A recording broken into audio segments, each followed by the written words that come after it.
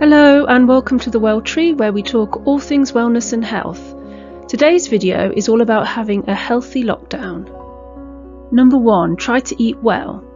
So try to make sure that you have good nutritious food in the house and that you cook good wholesome meals. This is to keep your energy levels up, but also vitamins and minerals to make sure that your immune system can fight illness. All of this is really important at the moment. The best way to make sure this happens is to plan for it. Plan your menu night by night and order the right shopping to make that happen. Treats are also fine. It's good to look after yourself and do things that make you feel happy. So do treat yourself. You are allowed to have chocolate and cake some of the time. Try to keep that within moderation and make sure that behind all of that you are getting a good balanced diet. Number 2, try to get a good night's sleep. Again, this is something you might need to plan for. Your Fitbit or your phone can remind you that it's bedtime, and the best thing to do is to make sure that you've planned for a good 8 hours sleep.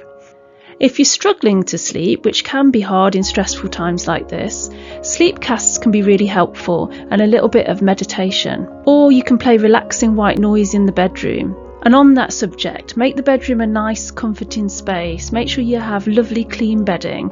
Make sure it smells nice and feels nice and is a good place to be. And that way, you'll want to go to bed and you'll find it relaxing when you get there, and hopefully you'll fall to sleep nice and easily.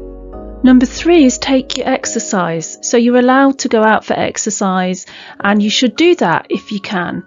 If you can get outdoors, particularly in the morning when the light is good, then that's really, really good for you. Vitamin D from the early morning light is vital at this time of year, and especially with the current situation, because vitamin D has been shown to be helpful in fighting off illnesses. Also, exercise helps with good sleep, with your mental health as well as your physical health. So it's an all-round winner. Number 4, take time for yourself. So read a good book, take a bath, meditate, exercise, whatever is your pleasure, indulge. If it's a glass or 2 of wine that's your pleasure and that's something that helps you relax at night, there's nothing wrong with that, but make sure that you do that within moderation. Similarly, if it's something else that in excess isn't that healthy, like chocolate or cake, by all means have it, by all means take that time and enjoy it, but make sure you don't overindulge. And on that subject, number 5, try not to drink too much.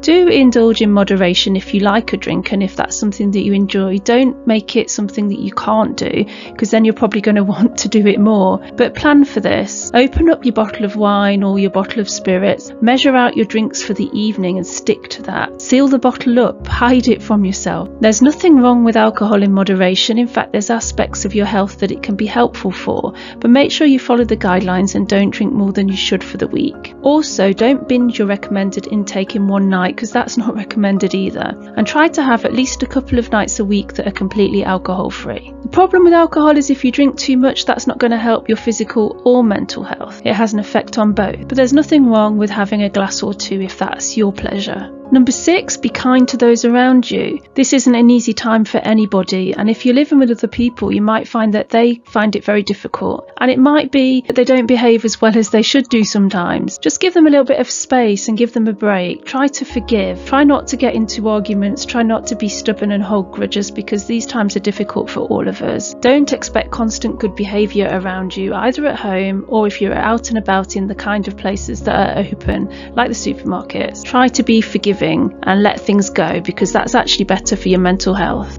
Number 7, be kind to yourself. This is probably the most important of all of these. So don't try and hold yourself to some fake high standards. There was a quote going round at the beginning of lockdown about how if you didn't achieve some of your goals now, then it wasn't time that was the problem, it was motivation. Well, don't worry about things like that, about stupid quotes. Don't worry about what other people are doing with their lockdown, whether they're having a much healthier lockdown than you or a much more productive lockdown than you. None of that matters. If you can't focus on your work in quite the way that you usually do, then that's to be expected in times like this. Especially working from home and having to use things like Zoom and not being able to meet people face to face the way that you're used to. Just do your best. Focus on things that make you feel good and treat yourself gently. It's okay if all you do is get through this, and it's definitely okay if you have days where all you do is get through them. Try to focus on the things that are a bonus, an unexpected bonus perhaps in these stressful times. So for example, spending more time with your family, or getting more chance to go out into the fresh air than you normally would at this time of year. Walks with your dog, or cycling in the park. Try to make the most of these things and savour them. And don't force yourself to do things that you're really not interested in doing just because you think you should be doing more with the time that you have at home. Be gentle to yourself as well as those around you. We post new videos here on The World Tree every Saturday at 4 PM UK time, so do watch out for the next one. Our next video is all about how to lose weight quickly and safely and how to keep it off in the long term. Hopefully see you there. And if you enjoyed this video, don't forget to subscribe and press the bell button to be notified every time we post.